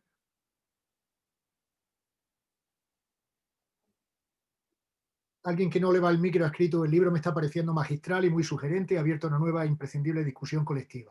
Una pregunta: no utiliza la referencia de Boaventura de Sousa Santos. ¿Se trata de una ausencia deliberada? Muchas gracias. Sí, es una ausencia deliberada. Podía haber hablado de las epistemologías del sur. Entra dentro de lo que ha hecho Boaventura de Santos, es darle un matiz de colonial a todo el problema de las injusticias epistémicas. Pero lo que no me gusta del libro de Boaventura de Santos, de Epistemologías del Sur, es que no habla de epistemología, habla de reivindicaciones puramente políticas, y están muy bien. Es decir, habla de lo que es la reivindicación cultural de culturas que han sido silenciadas, que no escuchamos, etc. Pero no lo he empleado porque no me servía para lo que, por ejemplo, sí me sirve la epistemología feminista, que sí se entra en problemas directamente del valor de la verdad, el valor de la experiencia de algo, etcétera, como reivindicación del empoderamiento. Lo cual no significa que deje a un lado lo que hace toda la propuesta de Boaventura de Santos, pero no lo he citado porque me parecía que no aporta mucho al problema que yo estaba tratando. Pero sí, desde luego, es entre la gente, digamos, los compañeros de viaje. O sea, yo lo metería en el mismo lugar, ¿no? Fernando, ¿puedo decir una cosa en continuación de lo que tú has dicho, aunque sea un poco gremial? Aprovechar para ser gremial. Si no recuerdo mal, hace un par de meses, en otra charla tuya, alguien te hizo una pregunta que iba un poco en esta línea, y igual no es esto lo que dijiste y es esto lo que yo quería escuchar y me pareció oír, pero yo entendí que hiciste una reivindicación de los instrumentos teóricos que la epistemología tradicional puede proporcionar, que a veces otras propuestas no tienen. Y quizá incluso usar la expresión le falta un hervor. Y quiero subrayar esto porque se conecta con una de las cosas que hemos comentado al principio, que es que el derecho que todas tenemos a seguir haciendo epistemología abstracta y académica es compatible con que tengamos que considerar, como tú has dicho en respuesta a lo que yo te preguntaba, que qué tipo de trabajo teórico hagamos puede tener un impacto mayor o menor en el mundo. Y eso es algo que no podemos ignorar. No tiene por qué estar en primera línea de nuestro trabajo, no tiene por qué estar explícitamente escrito en nuestro trabajo. Lo mencionaba David Lewis, pero pensando, hay montones de ideas potentísimas en la epistemología del siglo XX y liberadoras, políticamente liberadoras, pero que han sido puestas sobre la mesa por gente que no llevaba su política en la manga, por usar la expresión inglesa. Entonces, quería sencillamente acompañar lo que tú has dicho de esta reivindicación de al menos algunos instrumentos teóricos de la epistemología occidental, a la que nos hemos dedicado muchos de nosotros, que pueden ser muy útiles para complementar enfoques como, por ejemplo, el que se ha señalado en la pregunta, y enriquecerlo. No, efectivamente. O sea, yo creo que esta es la intención de lo que yo creo que a lo que podemos colaborar. Al fin y al cabo, lo que hacemos la gente de filosofía con la mejor intención es colaborar con otra gente, es decir, colaborar dando instrumentos, aportando a los recursos comunes, pues digamos, nuestra capacidad más fina de análisis teóricos y tal. Y yo creo que tienes toda la razón, es decir, que hay que tener paciencia con los teóricos, es decir, porque pueden estar haciendo revoluciones que no las notemos, y esto es lo que ocurrió en epistemología. Y con los prácticos, lo que ocurre con Boaventura de Santos y con todo el pensamiento colonial, hay que escucharlo muchísimo, hay que leerlo, hay que... es verdad que le falta responsabilidad teórica, es decir, que tendrían que afinar mucho más los conceptos y vendría mucho mejor si fueran más potentes en su reivindicación, digamos, armándola mejor. Y yo creo que para esto es para lo que necesitamos estos foros, es decir, para lo que necesitamos la fricción epistémica, es decir, para que vayan complementándose, ¿no? Pero vamos, completamente de acuerdo. Hola, buenas. ¿Se me oye bien? Sí, sí, Nacho, sí. Buenas tardes, Fernando. Encantado de verte y de estar aquí. Me parece que están siendo muy ricos los comentarios y las discusiones y quería aprovechar para hacerte un par de preguntas, para saber si me podrías aclarar algunas cuestiones que desde que estoy trabajando el libro, que ya te puedo decir hoy que lo he terminado, ronda en mi cabeza. La primera tendría que ver con pedirte si podrías profundizar un poco, aunque fuese brevemente, en la oposición que en el último capítulo del libro defiendes contra las posturas populistas por su carácter, por su concepción no epistémica de la democracia. Porque si bien estoy familiarizado con las posturas populistas, no he tenido la ocasión, por lo menos hasta el día de hoy, de profundizar mucho en ellas. Y me parecería, o creo que podría parecer que algo decepcionante la conclusión de que la propuesta por movilizar las pasiones, de lo que ejemplificas con la postura de Moore, tuviera que concluir en una posición antiepistémica. No sé, creo que, no sé, me gustaría saber si podrías profundizarme un poco más esa respuesta que ofreces a Moore, por aclararme yo. Y por terminar, una segunda cuestión que me gustaría saber si podrías matizarme, tiene que ver con saber si esta alternativa o esta defensa que haces al reivindicar una democracia deliberativa frente a las posturas epistocráticas o populistas podría entenderse como una forma de reivindicar lo que al principio del libro interpretas al respecto de la epistemología moderna como una como una forma de ligar la promesa del bienestar, como ocurría en la modernidad, con la promesa del conocimiento con la del bienestar. Es decir, ¿respiraría tu alternativa un cierto aire ilustrado en ese sentido? Y si no fuese así, ¿cómo podría matizarse en estos términos? Muchas gracias. Sí. Bueno, ahora no sé cómo andamos de hora, Jesús, de esto, porque quizás hora y media la ampliamos un poquito y poco más, ¿no? Es muy complicado responder en pocas. Yo era consciente de que esa parte del capítulo era simplemente para cabrear a los amigos, ¿no? Pero Chantal Mouffe se equivoca en dos cosas. Una, en sentir, cuando ella dice que una vez que leemos a Wittgenstein, ya hay que hacer la política de otras formas y hay que olvidarse de la ansiedad epistemológica. Eso no es Wittgenstein, eso es Rorty. Y eso a mí me parece que está equivocado, lleva a una forma de liberalismo muy complaciente con el neoliberalismo. Y lo siento, seguro que Federico me va a reñir, pero yo creo que Wittgenstein es más duro que todo esto. Y caben formas de leer la epistemología de Wittgenstein mucho más serias, sin irse al polo de que lo que importa es lo que la gente cree. No, lo que importa es cómo son las cosas. Sin una visión metafísica, pero no importa, no basta con decir que lo que importa es si te sientes acosado. No, importa si las condiciones de tu trabajo es de acoso y es de explotación, y eso es importante. Y eso es central en la democracia.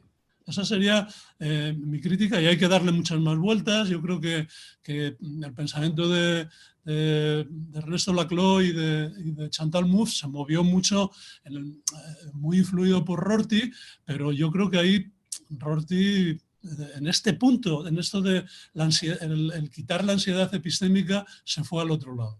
O sea, yo creo que se equivocó, y el tipo de democracia que él plantea, esa democracia liberal, no es una democracia suficientemente fuerte. Puede terminar siendo una democracia neoliberal.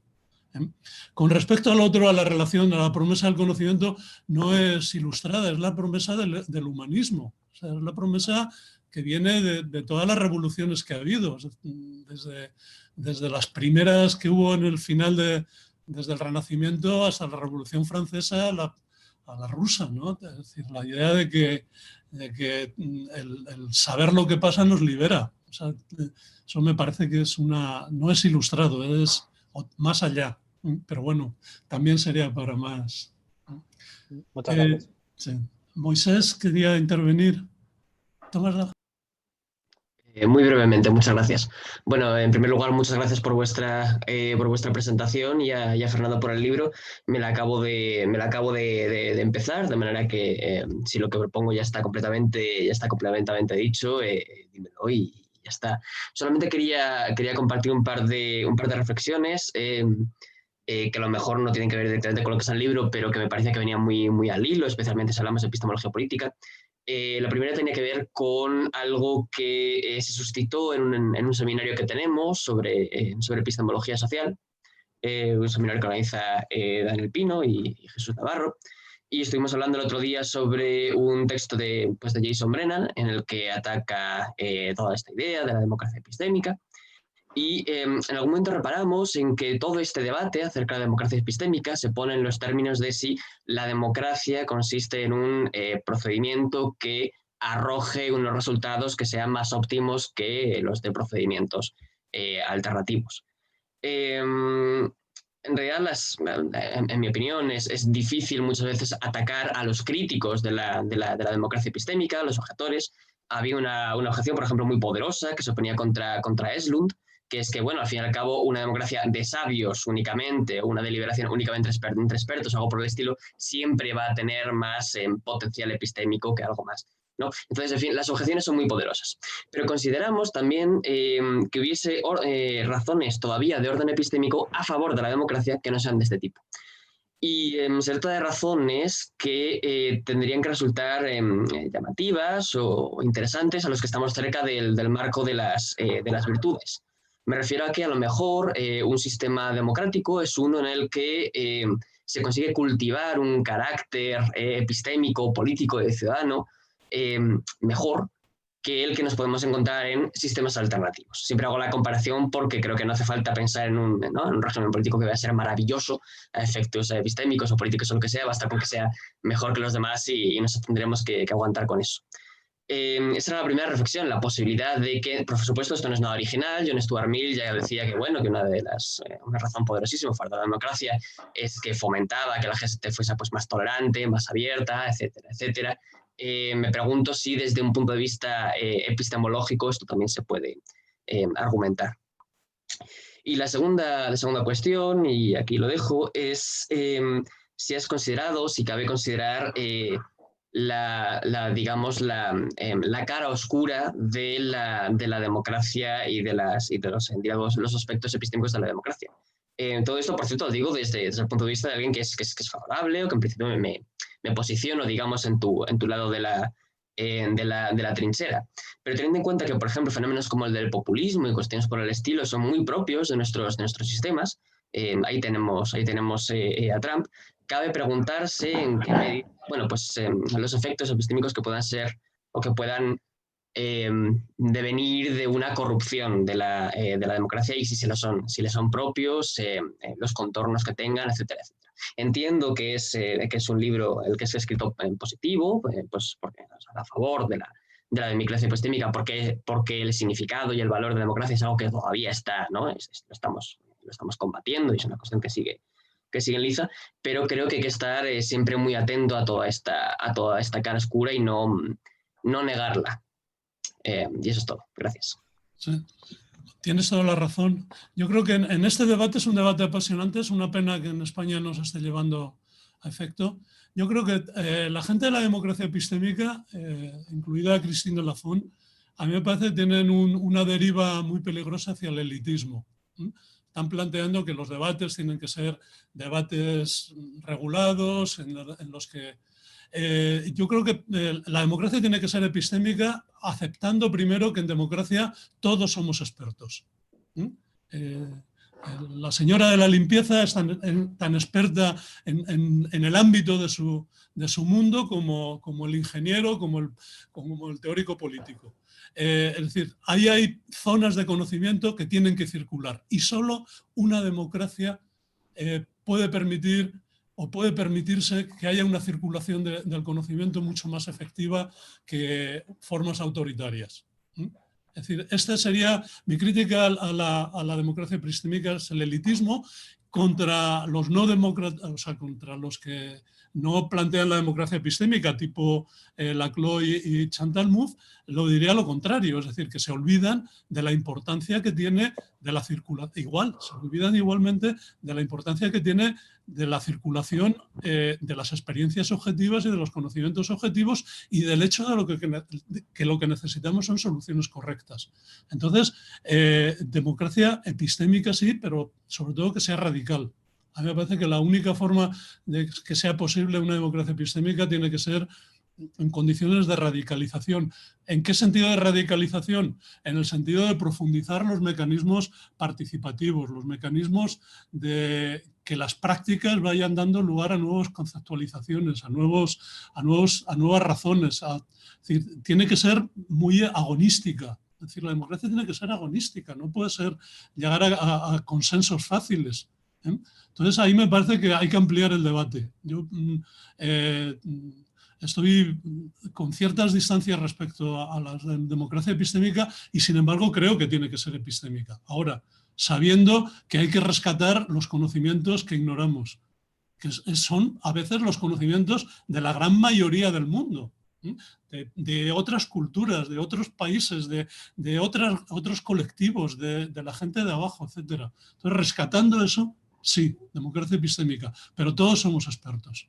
Eso sería un poco... Y esto, claro, hace que sea más complejo, que hace que la cuestión de la soberanía y de la autonomía epistémica tenga que estar en primer lugar. Eso sería así, pero es para un seminario largo esto. Sí, Fernando, una cosilla. Siguiendo la línea de la primera de las dos cosas que ha dicho Moisés. Porque era algo que también había pensado mencionar, pero aprovecho que ha salido para retomarlo. La cosa es, alguien podría replicar a tu idea de que todos somos expertos, que se presenta con mucha fuerza en el libro y que acabas de mencionar ahora mismo, diciendo que sí, pero que cada uno es experto en lo suyo. Pero eso no es lo que queremos. Y creo que la sugerencia que ha hecho Moisés es una buena manera de responder a eso, que es, si hay un argumento al que no pueden responder los contrarios a la democracia epistémica, pueden responder a otros argumentos como la gente no sabe suficiente sobre cuestiones tan técnicas. De hecho, hay ocasiones en las que cuando se ponen a deliberar los no expertos llegan a conclusiones tremendamente erróneas. Es decir, para evitar exponerse a que el debate sea una cuestión acerca de sí, de hecho, cada vez que debate libremente la ciudadanía llega a conclusiones mejores que las conclusiones de los expertos, cabe decir que dado que el conocimiento es un valor, la democracia obliga a todos a que sepan. No es exactamente eso lo que ha dicho Moisés, pero he entendido que iba en esa dirección. Hay un argumento que además que es con el que tú terminas el libro. Tú terminas el libro, y permitidme que lea un momento. Tú terminas el libro señalando lo que llamas cuatro adjetivaciones de la democracia. Algunas de ellas tienen que ver o se pueden plasmar en el compromiso con que, de hecho, cuando un grupo suficientemente diverso debate acerca de una cuestión, pueda llegar a conclusiones más finas que si solo debaten los expertos. Pero la cuarta de ellas, la cuarta de las caracterizaciones de la democracia, leo, es la asignación transparente y pública de responsabilidades y autoridad epistémica, es decir, la distribución del conocimiento sobre la base de un reconocimiento colectivo de autoridad epistémica. A mí ese me parece que es la característica definitiva de la democracia a favor de la superioridad epistémica de la democracia. Y de hecho, tu última frase en el libro es: la democracia es la forma en la que la cultura material se convierte en experimento abierto y por ello en promesa de aprendizaje. Eso es lo que quiero subrayar, la promesa de aprendizaje. Cuando no podemos evitar participar de un debate sobre cuestiones complejas, porque es lo que se espera de nosotros en un contexto democrático radical, tenemos que aprender. Y si el conocimiento es un valor, entonces que la democracia nos obligue a aprender de una manera que otros sistemas políticos no nos obligarían a aprender, ya es un argumento a favor de la superioridad epistémica de la democracia. Sí, sí. ¿Te parece? No, completamente de acuerdo. Está por ahí Pepe Moreno, no sé si estará escuchando, pero hay un argumento que Josiah Ober, uno que ha trabajado sobre la superioridad de la democracia en Atenas, sobre los otros, sobre Esparta y otros, dice, ¿en qué eran buenos los atenienses? Dice, ¿por qué era tan buena? Dice no es porque sabían elegir a los expertos, se mataban en la asamblea para saber a qué estratega le iban a dar el ejército, a qué arquitecto le iban a dar la construcción naval, ¿eh? Y eran muy buenos eligiendo a la gente mejor. Dice, y en eso eran superiores a todos. Y eso es con lo que quiero acabar. Si la cuestión no es, todos somos expertos, podemos ser expertos en cosas como estas, en buscar la transparencia de elegir a la mejor gente que necesitamos para llevarla a esos campos en los que necesitamos. Entonces ahí me parece que ahí está. La cuestión es, los dos polos que tendríamos, uno es la responsabilidad epistémica, que a esa la tenemos todos, y la otra, aquí sí que soy muy rortiano, la otra es la solidaridad. Es decir, cada grupo tiene que estar pensando en lo que es el otro. Es decir, no existe democracia si no hay solidaridad. Tampoco si no hay responsabilidad epistémica. Entonces, esos son los polos en los que hace que una democracia sea siempre superior a todas las demás otras formas. Pero también para otro seminario. Oye, yo creo que llevamos aquí, no sé qué os parece, yo estaría aquí 4 horas, pero como os podéis imaginar. Pero tal vez vamos a ir concluyendo. Tal vez vamos cerrando ya, ¿no? Yo creo. Sí. Bueno, pues nada, muchas gracias, Fernando, por la charla y bueno, yo creo que corresponde a Manolo y a Carlos un poco despedir la sesión. Sí.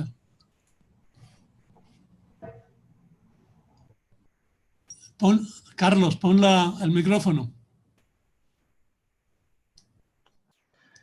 Muchos diálogos de Platón acaban diciendo, bueno, esto es muy complicado, tenemos que seguir otro día. Bueno, eso es parte también del proceso. Muchas gracias a Fernando, muchas gracias a Cal, muchas gracias a Play y a todos. Bueno, y por mi parte, muchísimas gracias a todas, a todos los que habéis estado presentes, a vosotros dos por haberos leído con esa intensidad el libro y con tan buenas preguntas, a quienes habéis preguntado, a Tomás de nuevo, que ya no sé cómo agradecerle más cosas, y en fin, también a la Red Apply y a todos los demás. Así que, bueno, pues esperemos que esta sea el comienzo de una amistad, ¿no? Y de una conversación infinita. Inacabable. Y gracias a ti, Fernando, por el libro. A vosotros. Muchísimas gracias a todos. Esperemos que sí, que siga. Gracias. Muy bien. Hasta luego. Hasta luego. Hasta luego.